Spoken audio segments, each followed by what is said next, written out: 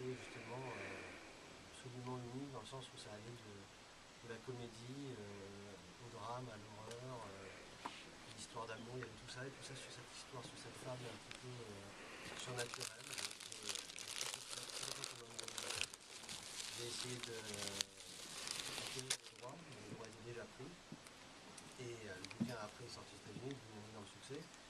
Finalement, quelques mois plus tard, j'ai été contacté par la production pour pouvoir être réalisateur. On a choisi ensemble le scénario. J'ai vraiment tellement aimé le bouquin, vraiment idée par idée, dialogue par dialogue, personnage par personnage, que mon rôle de réalisateur sur l'année ou les 2 ans qui ont suivi, ça a été d'être sûr que oui, il fallait faire une adaptation de ce bouquin en 2 heures, parce que le bouquin tel quel, on a fait 6 heures de film.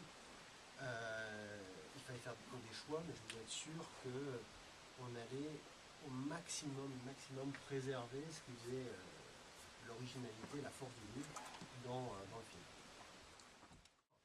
Et ce qui m'a vraiment décidé à m'attacher au film, c'était l'humour et le côté finalement bas les masques, et le côté où chacun est forcé de dire la vérité la plus atroce qu'on ne dit jamais, qu'on cache, et une sorte de fin à cette hypocrisie. Alors c'est vrai que l'Amérique est un petit peu spécialiste de l'hypocrisie d'un point de vue culturel, et c'est vrai qu'il y a toujours comme ça cette image des Français où on est un peu trop cash, où on dit un peu trop ce qu'on pense.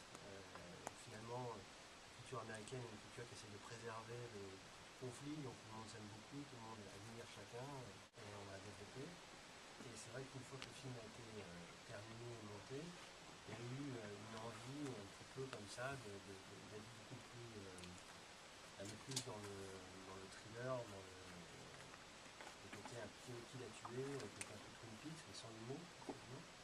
Et ça a été assez difficile, il a fallu imposer de garder